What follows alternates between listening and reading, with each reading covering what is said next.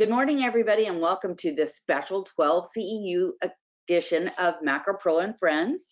And we are delighted to be here. I'm joined today by my colleague, Drew Davis. Drew, how are you?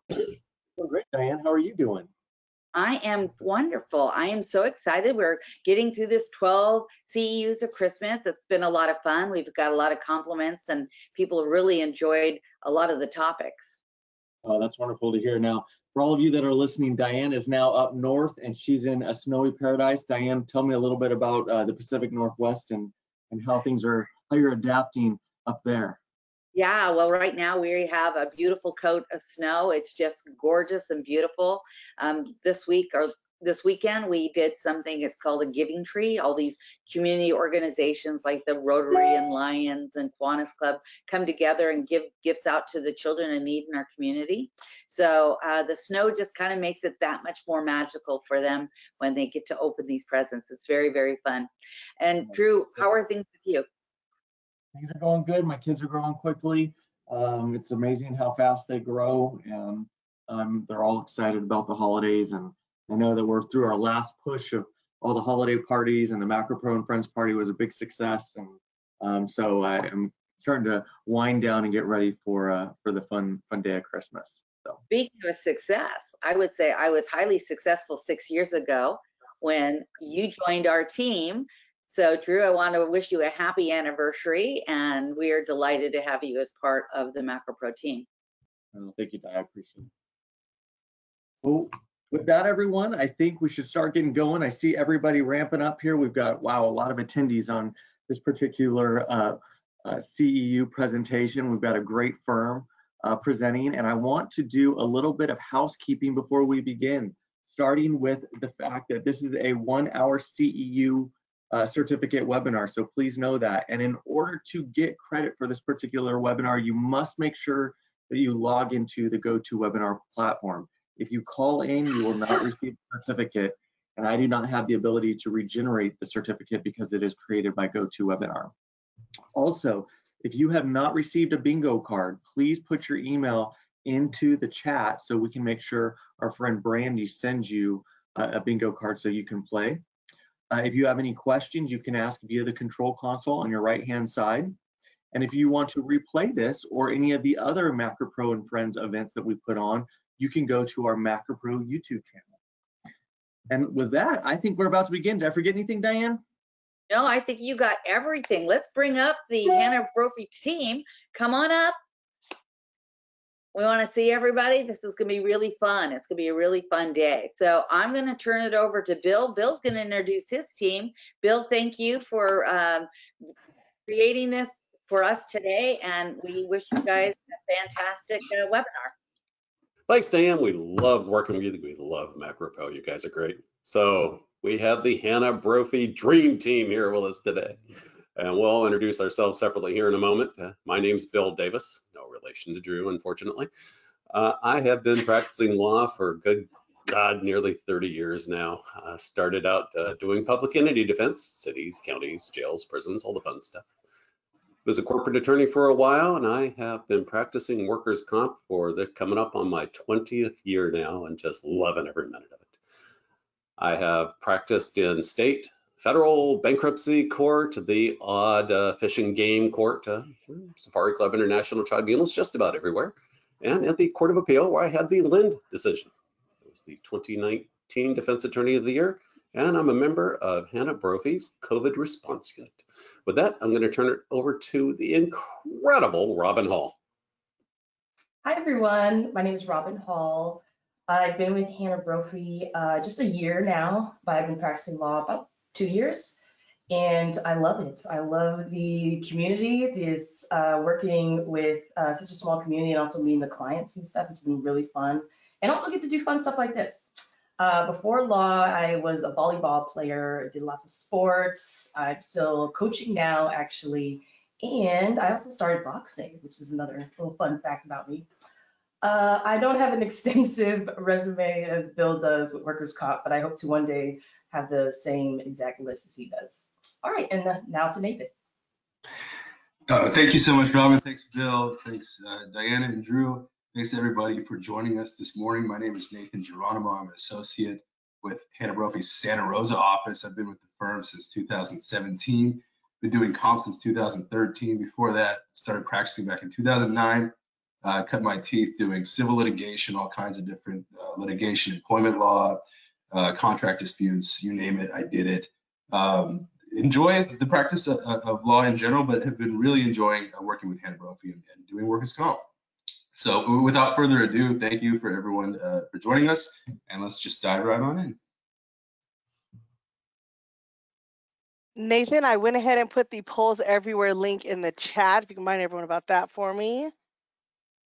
Okay, yes, thank you so much, Brandy. So we're going to be using polls everywhere today. This is an interactive bingo presentation. So you're going to please go to www.pollev.com/Hanna Brophy and sign in, and that is how you're going to interact with this presentation today. You can do the answers to all the bingo questions there. You'll have 10 seconds to answer each question. The polls will close, and then we'll be able to see who got the right answers and keep score that way. And before we go past the polls everywhere, it's important you know the right answer isn't going to get you the most points. You gotta do this quickly. These are a speed round. A lot of people are going to get the right answer, but you get more points if you answer it quickly. So think about if my wife said, "Is that woman pretty?" It's not just a no, it's how quickly you get that out there. So be fast. That's a really good point, Phil. Okay, so while you guys are downloading or getting into pollev.com/Hanna Brophy, just going over the regular bingo rules. So just like regular bingo, we have horizontal bingo, we have vertical bingo, diagonal bingo, and also four corners bingo. And then my personal favorite, the H for Hanna Brophy, and also blackout. So don't be afraid if you get any of those bingos. Just go ahead and Brandy, we're going to do it in the chat. Just say you have bingo. We can check the numbers and verify. And then, of course, there'll be prizes for the winners. And also, I'll be putting the bingo numbers into the chat so everyone can see that. Thanks, Robin.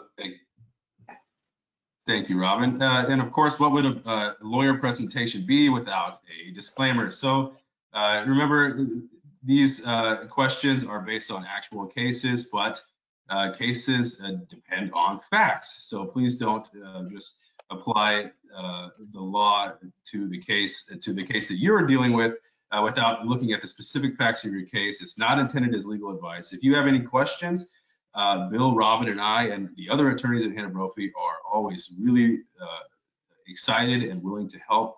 Please reach out to us directly, and we can discuss the specific facts of the cases with you. We don't want to see any brief out there that says Robin, Nathan, and Bill said I can do it. No, we're not citable authority yet. Someday Hanna Brophy bingo will be. Exactly. And so this next slide we'll skip over because it's for in-person bingo presentations only. If your cell phone goes off here, we won't be able to hear it. And just one quick reminder, if you have not received your bingo card, please put your email in the chat and I can send you a bingo card right now to you.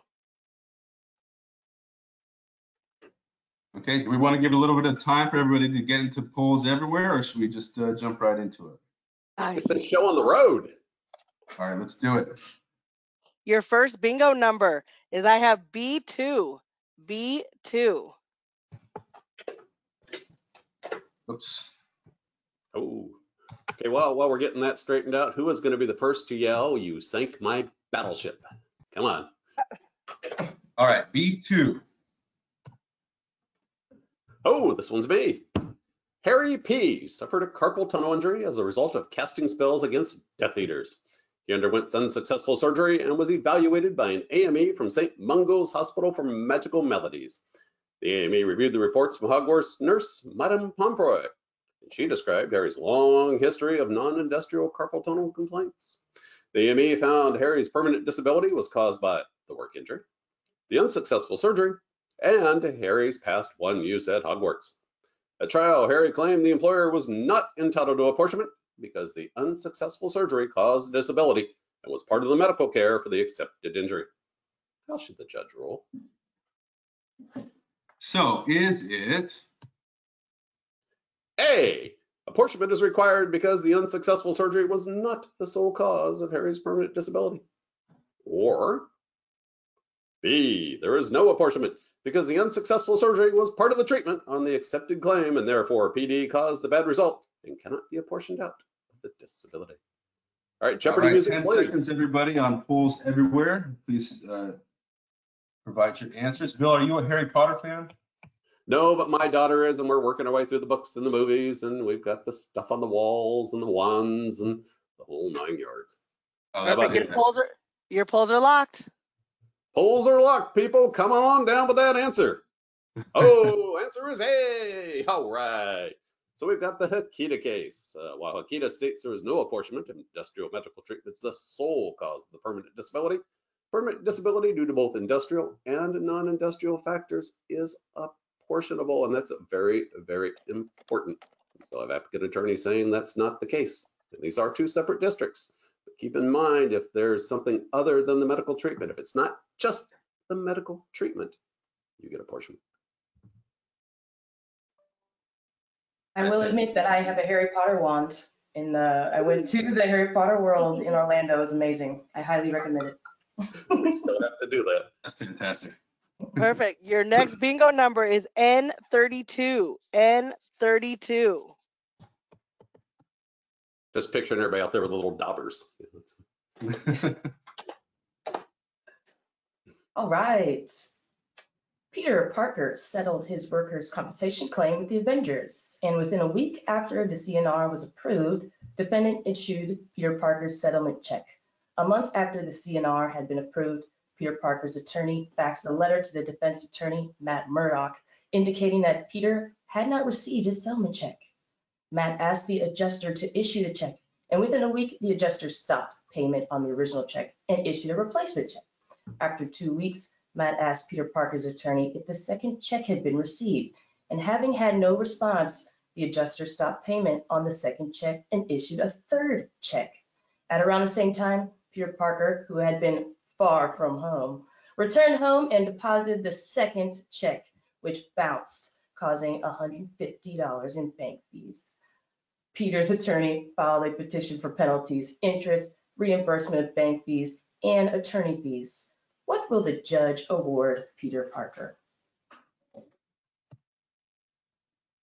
A, Peter Parker gets only the original awarded settlement amount. Or is it B, Peter gets the settlement plus interest for the delay? Or is it C, Peter gets the settlement, interest, and the bank fees? Or could it be D, Peter gets the settlement, interest, bank fees, and a 10% penalty? All right. Okay, 10 Polls are seconds open. on polls everywhere. Ooh, everyone's answering fast. They're trying to get their 1,000 points, There we go. I love it. right? And your polls are locked.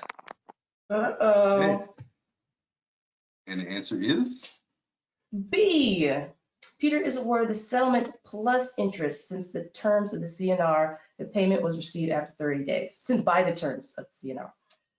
The WCAB did not award a penalty because the board felt an applicant's absence and his AA's lack of communication was a key issue in applicant not receiving payment sooner. Additionally, there's no evidence the defendant delayed payments on purpose, rather that it was acting responsibly to try and get the payment made on time.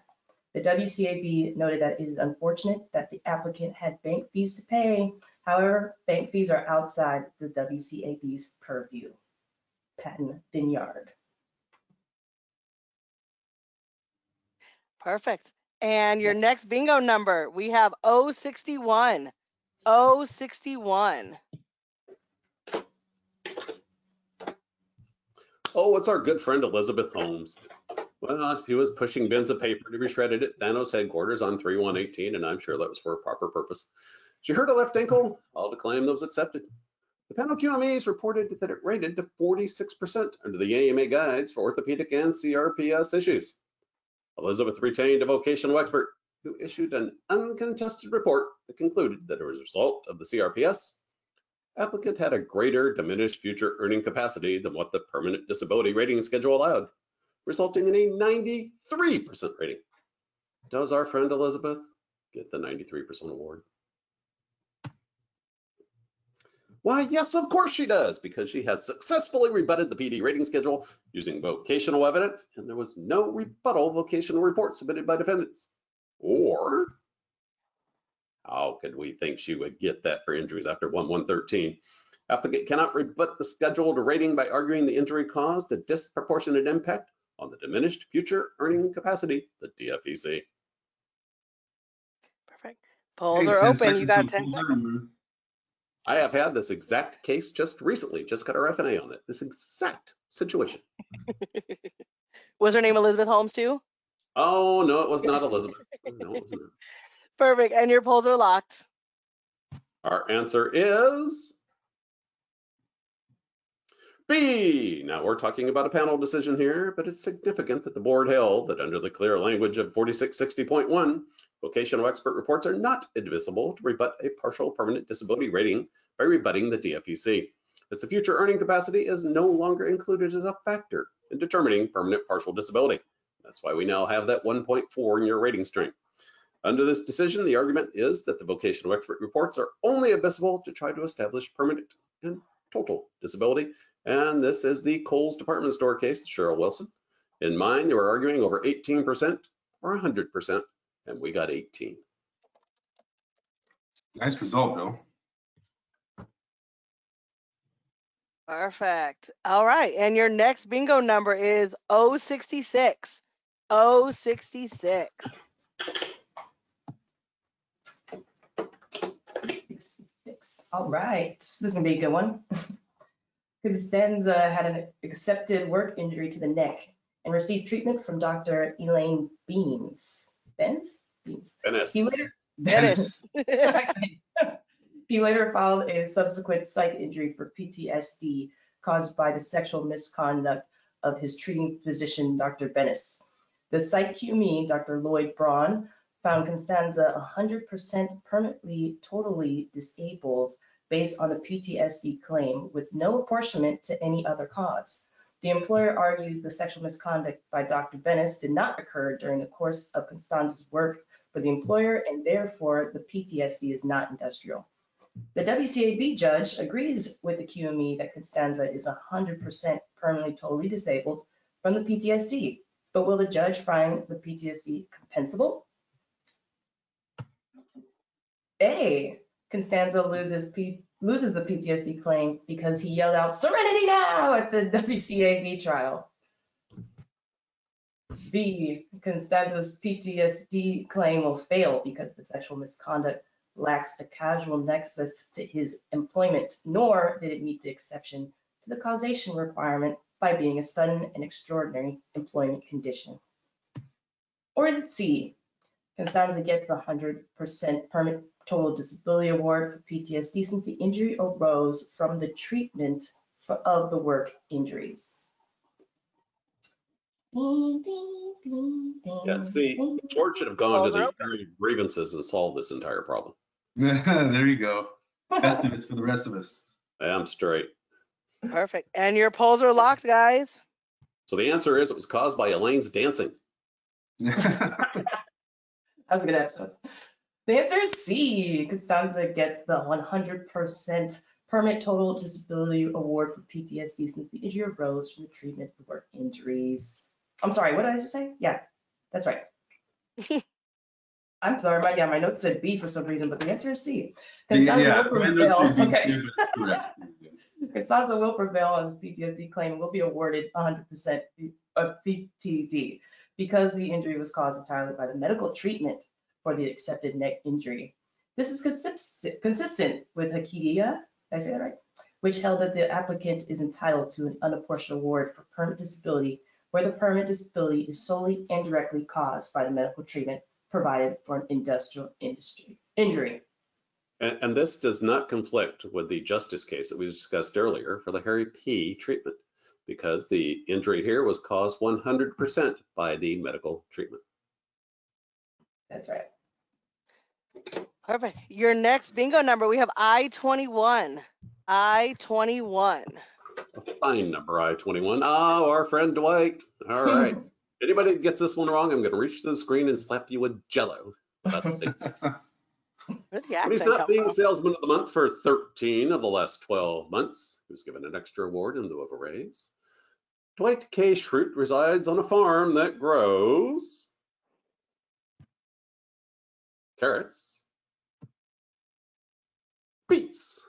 Which All right, one? 10 seconds. I'm just letting you know I have never seen this show before in my life. Oh, my God. Randy, really? I'm Oh. more of a Friends. I'm more of a Friends girl. I like Friends. Friends Oh, is I good. love Friends too. Okay. For sure. And your I didn't polls watch were Friends. Okay, what does Dwight grow on his farm? At the Schrute farm, they grow beets. Beets is what they grow. See, Blanca's with me. She's never seen it either. Thanks, Ah, Blanca.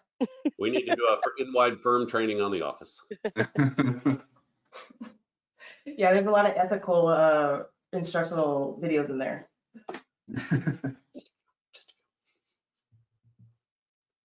Right. Need a number, Brandy. Perfect. Oh, sorry, my bad. Okay, your next number, here we go, I'm pulling, is B9. B9. I'm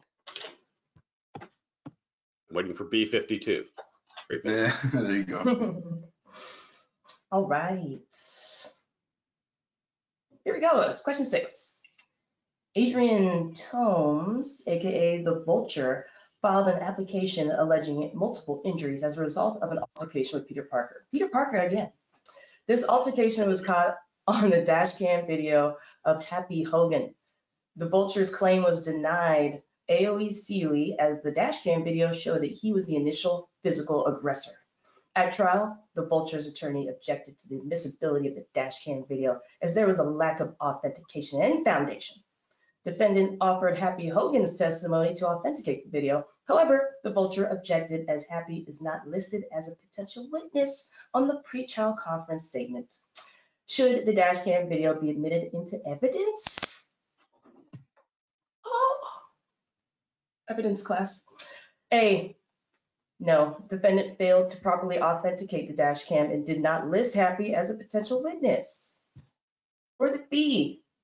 Yes, authentication can be achieved via the Vulture's testimony, circumstantial evidence, or other means provided by law. 10 seconds, Okay. everybody. Regardless of the answer, always list your witnesses. List those Right. witnesses. Right. Even if you don't need them, list your witnesses. Let's the witnesses. And your polls are locked. The answer is B.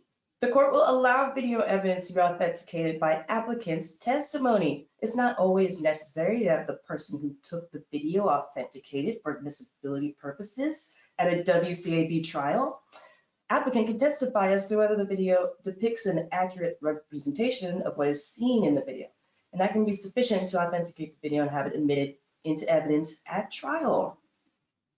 See, the Everybody, just be WCAB careful with this because it happens more often than you'd think. But sometimes applicants will say, "No, that's actually my twin brother or twin sister or something like that." So My twin like, brother they'll is list the now in witnesses. Europe and not available to testify, but that's him. and he has hair. I've I had, have- I've had I the have- whole twin brother, but it was in Mexico and she died, and I don't know where or Of when. course, right. Nathan, Convenient. can you remind everyone really quickly of just the bingos? I believe it's what, diagonal, horizontal? Yeah, diagonal, horizontal. We got vertical, 4 corners, that beautiful H, and then blackout. Somebody get a bingo. We got stuff to give away, and I can only drink so much Starbucks coffee. And right. also Hey. the top 5 winners on polls everywhere will get a prize. So you guys answer quickly. Yeah, And Hanna and Brophy has cool prizes. So, That's Yes, we do. Brandy, you want to call out the fast 5, call out 5 bingo numbers, see if we can get somebody to get closer to Sure. bingo. Perfect. Your first one will be N36. N36. Then we have N39. N39. B13. B13. a good one. We have O71. O71. We have G49. G49. And then I'll call one more for your next number, which we have G53. G53. If we don't have any bingos, I hope people are getting close. Nope, I see some people. Stacy Marlowe over here says she has a bad card. Oh, fix that, Brandy, fix it. We need some winners. Winner, winner, chicken dinner. Come on. Someone says they need the I's and the O's. I'll do that on the next one. Well, hopefully I'll see what pulls. It's only one eye so far. I know. First question, Nathan. Question 7 coming up. Brandy, can we get another number? We'll put another number. Yep. Let me see what it pulls. Let's see. We have O63. O63. All right, there it is. Oh, here we go. Well, working as a baggage handler at Sacramento International Airport, a heavy suitcase fell on Bob's foot, causing a right foot fracture. The claim was accepted and benefits paid. And in addition to the physical foot injury, Bob also had an accepted compensable psych injury because he became depressed. Due to his right foot injury, Bob is unable to return to his job as a baggage handler, and he claims that the loss of job qualifies him to receive psych PD under Labor Code section 4660.1 because the injury is catastrophic. Is Bob entitled to an increase in permanent disability for his psych injury?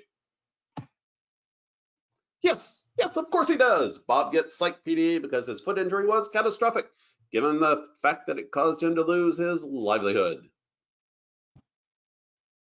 B.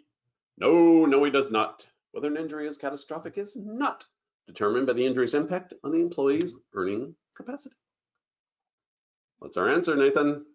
Oh, let's lock those polls first before we get that answer. Oh, perfect. Give You him got 10 10 I seconds. want a winner so bad, I'm telling you to get an answer. I know, you're excited about it.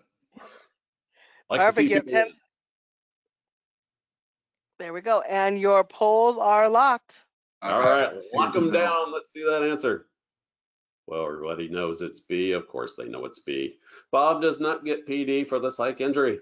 The issue of whether an injury qualifies as catastrophic, well, thereby entitling him to psych PD, that's not determined by the impact on his earning capacity.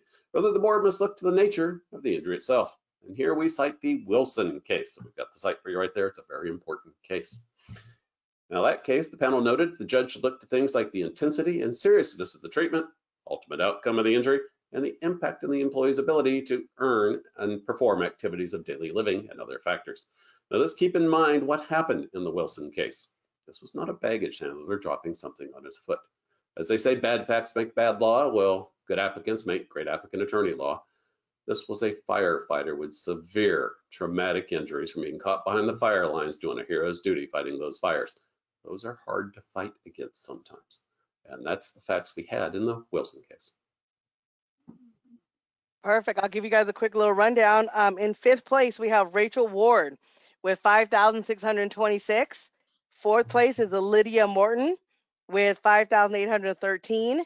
And an Iris in 3rd with 5,875. And then tied for 1st, we have a Sandy G and a Stacy Johnson with 6,000 points.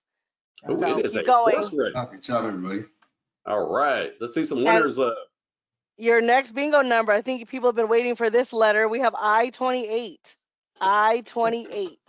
All right, we got an I in there. I'm 28. Okay. I love these names. Applicant Miss Dollhair suffered injury to her hands and was diagnosed with CRPS. The QME, Dr. Well-Reasoned, gave the opinion that the CRPS diagnosis was incorrect. Ms. Dollhair's attorney, Mr. Quickbuck, and an applicant obtained a medical report from a consulting physician under applicant's own medical insurance, resulting in a report by Dr. Yes Man that concluded that QME was wrong and the applicant indeed had CRPS. Mr. Quickbuck used the consultant's report solely for the purpose of proving at trial that the QME was incorrect and that applicant was properly diagnosed with CRPS. Is the consulting physician report admissible? Is yes, the applicant is permitted under LC 4605 to obtain a report at her own expense, and such reports are admissible? Or is it B, no reports by secondary physicians?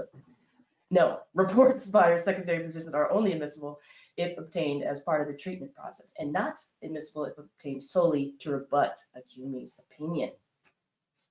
Oh my gosh, Okay, 10 seconds, everybody. this is All right, so so I don't know dramatic. about you guys, but I see these every now and again. We're getting them. This happens. And you got to be ready for it. Yeah, And then they demand you pay for it. yeah, way too much. Yeah, I can say pound sand in lots of languages. Your polls are locked, guys. What we got? It's B. Consultant reports are permitted under Labor Code 4605, but are not admissible at the WCAB trial if they are obtained solely to rebut the QME's opinion. If the claimant obtained a consult report under Labor Code 4605 at her own expense, yeah, so the consultant acted as a secondary physician as defined by Admission Regulation 9785A2 to assist in her diagnosis and treatment, then the report would have been admissible at trial. And that's why these reports are never just on rebutting the QME. They also say, here's the treatment he needs. Right, it was getting in that trap. Perfect. And it looks like everyone's still probably looking for these letters. I-17. I-17.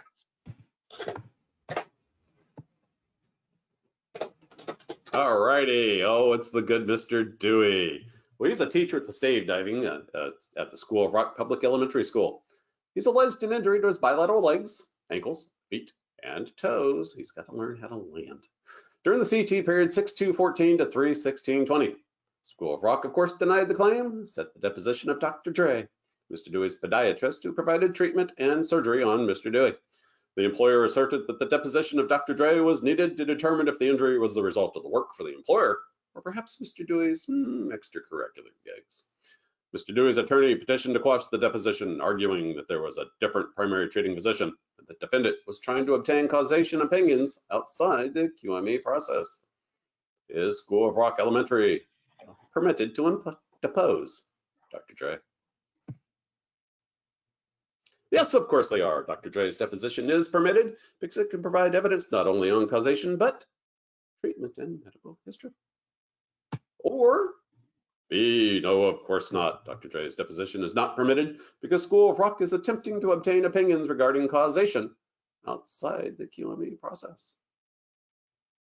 All right, 10 seconds, everybody. And just as an aside, School of Rock, great movie. I've not seen it in a long time, but Jack Black. Gotta love Jack Black.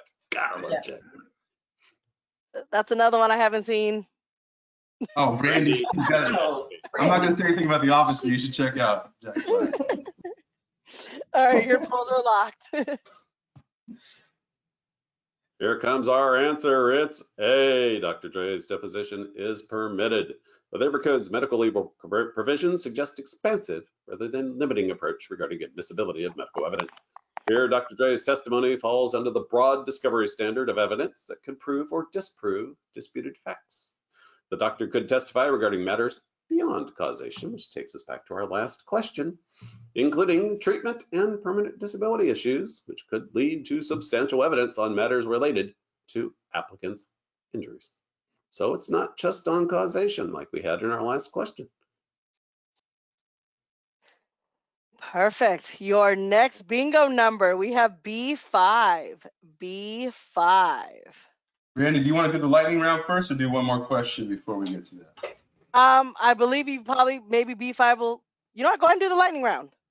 We'll do the lightning round and B5 will be the very next. Oh, lightning round. On down.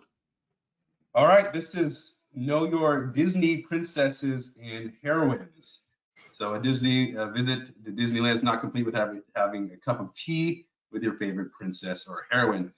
This lightning round is going to test how much you know about the princesses and heroines in the following slides. Randy, do we have 10 seconds for each answer on these ones too? Yes, we have 10 seconds, you guys, for each one of these, but it'll go pretty quickly, so answer fast. Okay. Who is this princess and prince? Select A or B. Is it A, Ariel and Prince Eric? or is it Atina in Prince Eric? Answer fast, guys. Oh, they are answering fast. They know who this is. I do know my Disney princesses, and your I polls was going to ask you that, are. Brandy. I was going to ask you. And I have no kids either, so but your polls are locked. All right, Ariel and Prince Eric. Aurora and Prince Philip are pictured here. What did she think her name was when they met? Was it A, Snow White, or was it B, Briar Rose? I'm gonna go with when in doubt, you guys go with B. There you go. Always go with B. All right, polls are locked. Polls are locked. The answer is Briar Rose. I did not know the answer to that question. You guys? Oh, Nathan. I didn't know either. What movie is that from? Do you guys know that? Snow White. Movie. Beauty, right? Sleeping Beauty. Oh, see. Okay, I all don't know right. anyone's Well, name. then I'm a little bit embarrassed. All right, moving on. When she realized she might be falling in love with the beast of a prince, she sang Something There. Is this A, Tiana, or B, Belle? Didn't they I think just I know have this. a version on TV the other night? I believe it was like a They did. It was a yeah. huge special. This And was my daughter's favorite for a while. Josh Oh, wow. Corbin and somebody else. Oh, her. She sang. Her. Oh, that was really good. Your polls are locked. Her. All right, Her, yeah. there's the beast, and her name was Belle. Beast. Beauty and the Beast. Beauty and the Beast. Okay, this one. Who sang "A Dream Is a Wish Your Heart Makes"? And Bill does a fantastic rendition of this song, don't you, Bill? And I have some pretty glass slippers to go with it when I dance. There you go. Is it A, Cinderella, or is it B, Sleeping Beauty? All right, I 10 don't see seconds. anybody miss this one. And I just realized, Robin, you saying it was her is actually her name, like her saying it. Yeah, the artist's Yay. name. Her. It was her. Perfect. Your polls are locked. And it was Cinderella. Well, Bill, you have to sing. You have to sing the song now. Yeah, I'm gonna bet. Later. Now that wasn't fair. I put him on the spot there. Which sisters ended up becoming the rulers of Arendelle? Was it Elise and Abby, or Elsa and Anna? Bill, how many Okay, times well, have your daughter seen It's this? Let it Anna. go. Let it go. It's Anna, Nathan. Anna. Anna, I'm sorry. Did I say And Anna? I said Let it go Anna. now, Nathan. Cold your never polls are bothered locked. Nathan. Abby sounds right. And it was Elsa and Anna. There you go. This princess was not a prize to be won. Is she A, Jacqueline, or B, Jasmine? I Or love this C, movie. Merida. She was not a prize to be won either. I so love this movie.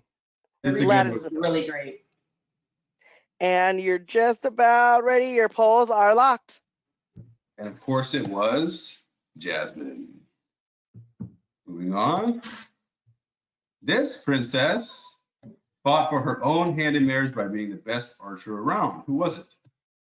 Was it Kate Bishop? Or was it Merida? Polls are Might open. have spoken too soon. Yeah, good job. Thanks, Phil. Thanks, Hey, I Phil. want winners. Come on, I love this princess. Well, hey, as I say, when in doubt, answer with B. And There your we polls go. are locked. Polls are locked. Of course, it was Merida. And fun fact, Kate Bishop is the arrow slinging heroine teamed up with Hawkeye.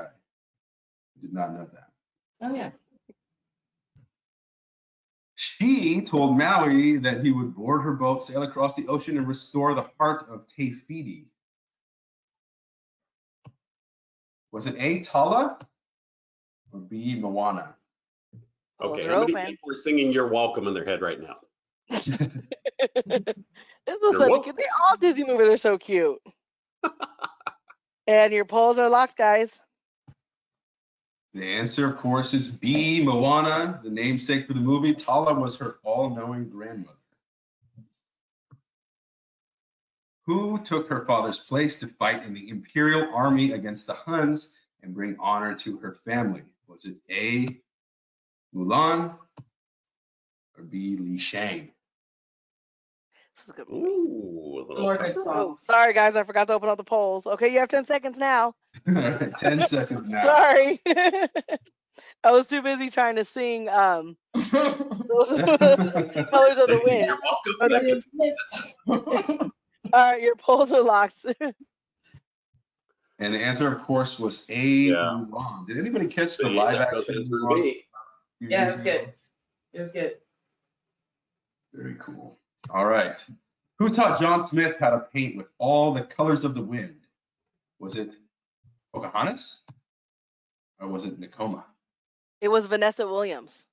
There you go. Not an It answer. was. Oh, sorry. It was that raccoon. C, Vanessa. B, Vanessa Williams. Or was it Vanessa Williams?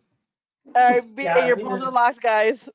Polls are locked. It was Pocahontas. Nakoma is her best friend. Mm. Which princess finally leaves her tower to see the floating lights? Rapunzel or Rumpelstiltskin? Both are Ooh. open. Used to love Rumpelstiltskin when I was a kid. Yeah, but he doesn't make a very good princess. Yeah, he doesn't let down his hair though in the movie. No, he does not. Polls are locked. It was a Rapunzel. Okay, who is Disney's first princess? Who knows that someday my prince will come?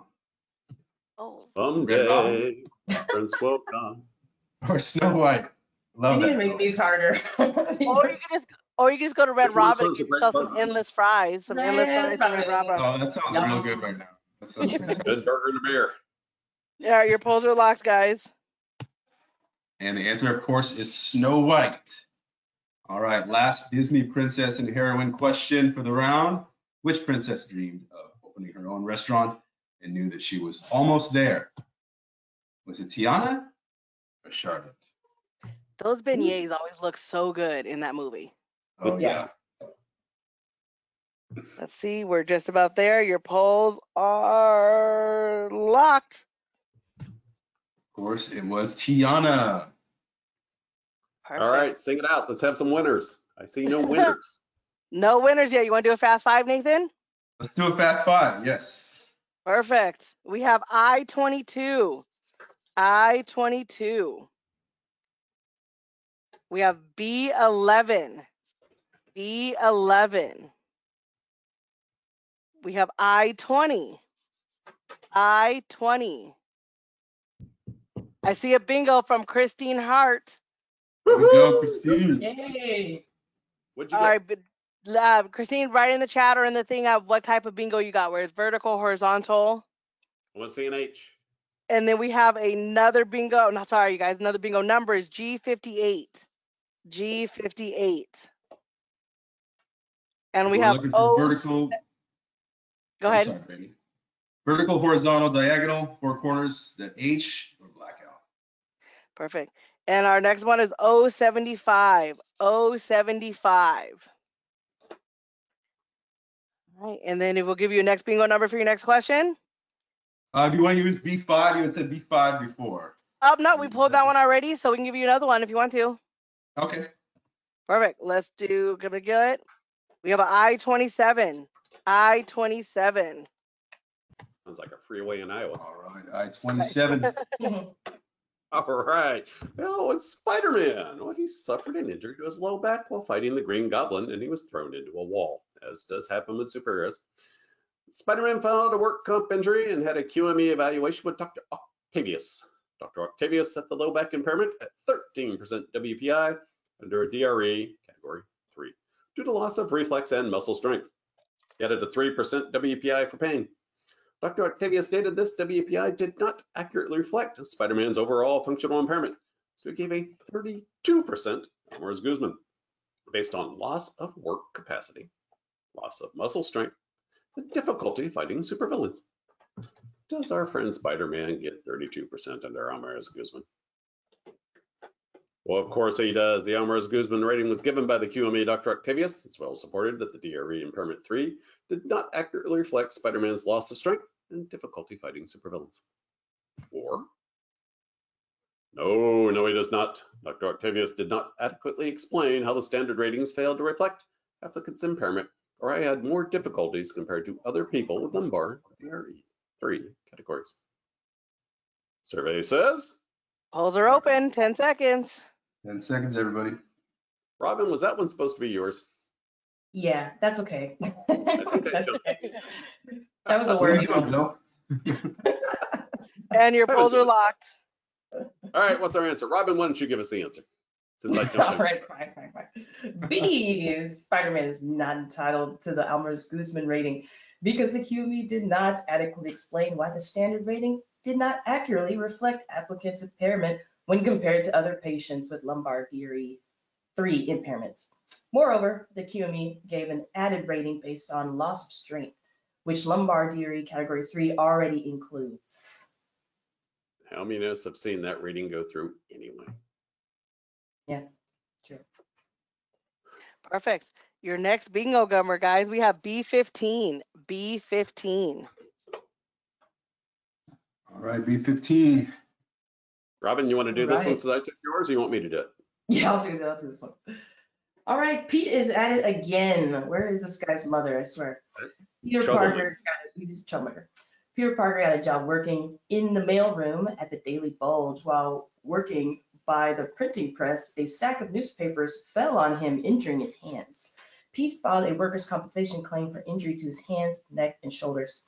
Temporary disability benefits were denied, and at trial, Pete testified that he could no longer do his work in the mailroom, nor could he do it in his other work as freelance photographer because of his pain.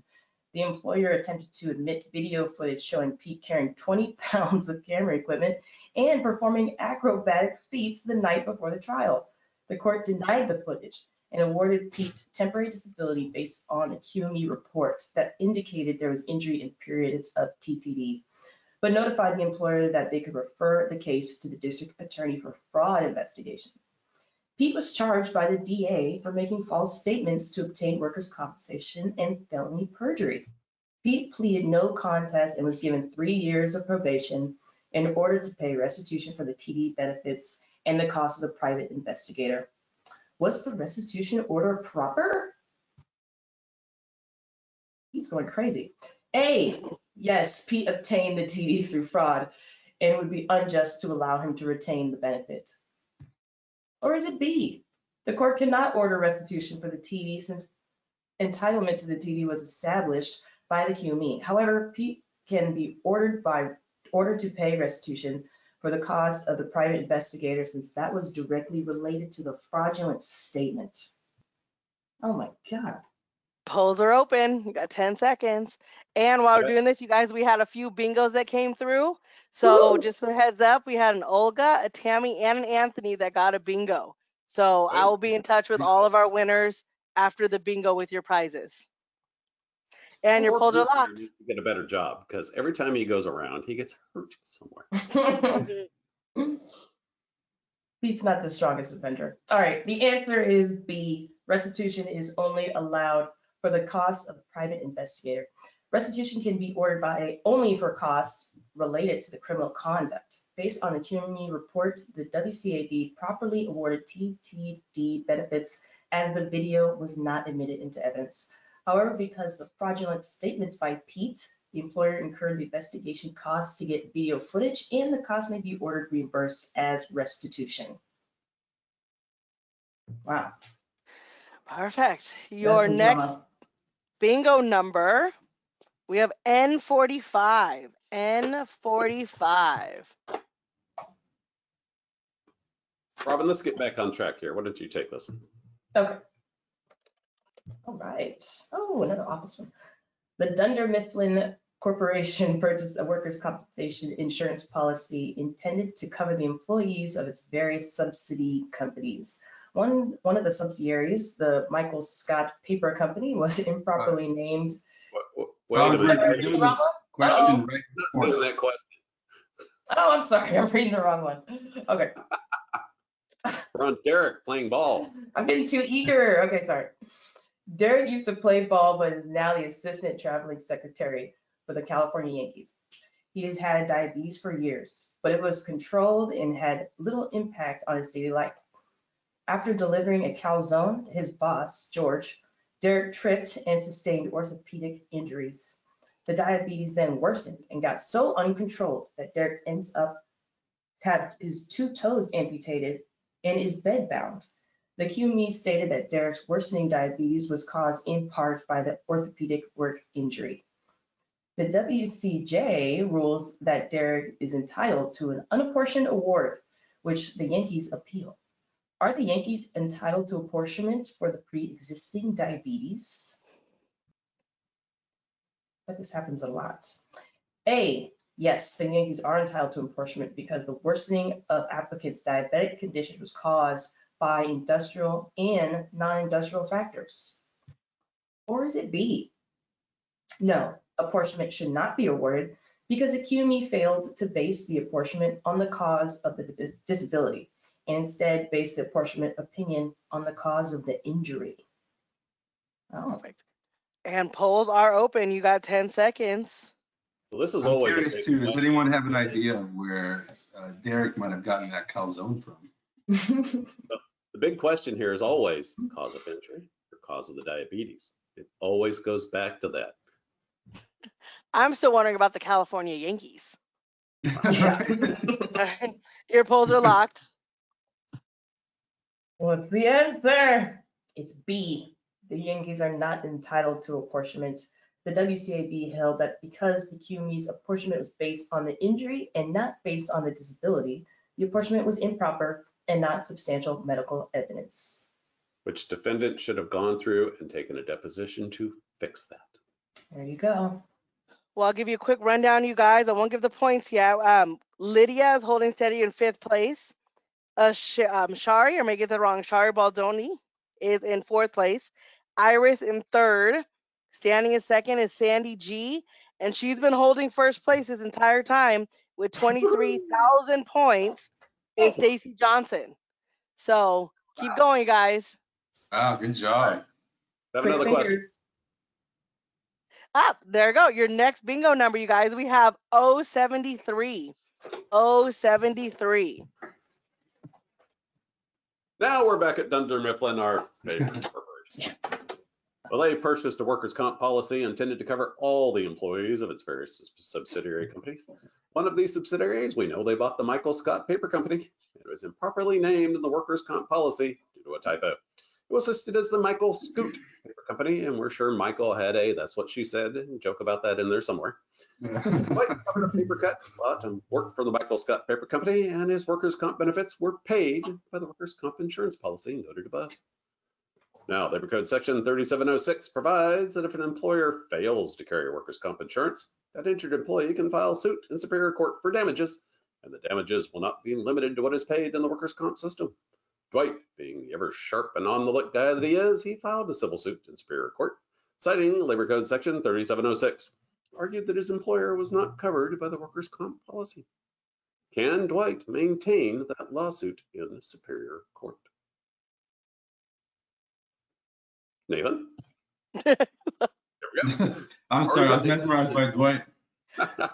Yes, of course, Superior Court has jurisdiction because we know the Michael Scott Paper Company is not named in the workers' comp insurance policy. No, the Michael Scott Paper Company is covered by the workers' comp insurance policy because the policy that Dunder Mifflin Corporation purchased covered all employees of its subsidiary companies, and the typo in the policy did not invalidate that coverage. Perfect. Polls are open. You got 10 seconds. All I know is whoever wrote these questions is obviously an Office fan. Yeah. Yeah. We all know that error used to be called a Scrivener's error. For those of you old enough to remember, Bartleby the Scrivener. And your polls are locked. All right, here's our answer. Dwight gets nothing. Superior Court has no jurisdiction here in this matter, as the workers' comp policy did cover all the entities of the Dunder Mifflin Corporation. The typo did not eliminate the policy coverage because Dunder Mifflin clearly intended to cover the Michael Scott Paper Company in the contract. And furthermore, workers' comp benefits were actually paid out under the subject policy, which is kind of important. You already took the benefits and now you're saving they're not there. Perfect. So we got time for another question. I think we do. We have I-25. I-25. Oh, look at that. An Office question. Surprise. All right, here we go. When the entire office is gunning for a high-profile VP position with Dunder Mifflin's corporate office in season 3 of The Office, which Scranton employee ultimately succeeds in winning the position? Ooh. Is it Dwight K. Schrute? Or is it Ryan Howard? Perfect. Polls are open. That was a good season. I think I did have that on DVD. I can't find that now, but And your polls are locked. it was Ryan Howard, everybody. It was Ryan. I'm with Stacy Marlowe. I have no clue. I have no idea. It's just silliness. Dwight never wins anything. That's all you got to know. Yeah. Perfect. Do we have probably time for one more question? Yeah, I think we Let's got get one one more. more Let's get a winner. question. Perfect. Last one. All right. This is the last. Well, let's see the last bingo number. We have B10. B10. Lucky number B10 for people. Hopefully that gives bingo. And Luz, I have you down, girl. All right. So we got Humpty. He's an egg sorter at the Wonderland Dairy Company. One day he fell off a ladder at work, fractured his skull, and suffered cognitive and psychological injuries. He could no longer sort eggs due to the reduced memory and inability to process information quickly.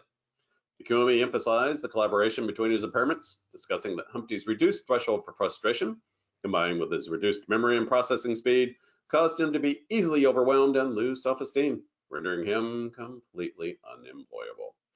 The QME stated that the impairment should be added pursuant to the kite decision rather than combined using the combined values chart. Should the judge award the kite rating? The impairment should be added due to their synergistic effect, as doing so will result in a more accurate rating than the CVC method. Or B, the impairment should be combined using the CVC because the two disabilities, cognitive and psych, involve two different body parts and systems. All right, this is your last chance at points, people. Let's make it count. Polls are open. Answer quickly. Was that another? That wasn't another. What's it called? Office question, was it? This is Humpty No. Dumpty, Brandy. He fell off the wall. I just want to make sure there's no reference there. And your polls are locked, guys. All right, our answer is wrong because it said should instead of could. But other than that, the impairment could be added under kite rather than the combined values chart because the QME established that two different areas of difficulty, the reduced threshold for frustration and the reduced memory and processing speed, caused a synergistic effect, causing applicant to be overwhelmed and unable to do any work. Thus, the adding of the impairments resulted in a more accurate reflection of applicant's overall impairment. And everyone should keep in mind the kite decision is not binding on anyone other than the parties in that case, but it's cited everywhere. It's a panel decision. It's not anything with the Court of Appeal level. It's not in bonk, but we all use it. One day we'll get a decision that will establish that one way or the other. Perfect. Thank you, Bill. How about I call 5 quick bingo numbers just to get a last minute bingo and see what we got? Is that okay? Sounds like a Let's good do idea. this. All right. Yeah. We got N34. N34. I got B4. B4. And be after. All right. I have O72. O72. I have G56. G56. And I have G50. G50. And it looks like a bunch of bingos just came through. Go. Like to So see it. Great job, everybody. perfect, perfect. I will get you guys all down. And just to recap our top 5 winners. And these people will also get a prize. In 5th place, we have Shari with 23,625 points. In 4th place, we got Ingrid Vega with 23,938. In 3rd place, we have a Jay Cato at 24,000 points. And in 2nd place is Iris with 24,875. And holding her lead almost the entire time with 25,000 points is Stacy Johnson. So Good job, great job, you guys. And I will be in touch with every single one of our winners. Well, I want to thank Hanna and Brophy for such a delightful presentation. What a great way to almost wrap up all of our 12 CEUs of Christmas. This was fun. It was fast paced. It was really a nice event. Thank you so much for keeping it lighthearted. Most of the times what we have to talk about can be quite dry. So thanking you for bringing in Disney princesses. Who can do that in workers' comp? Just you guys. Hey, Drew, do you have any closing statements you'd like to make?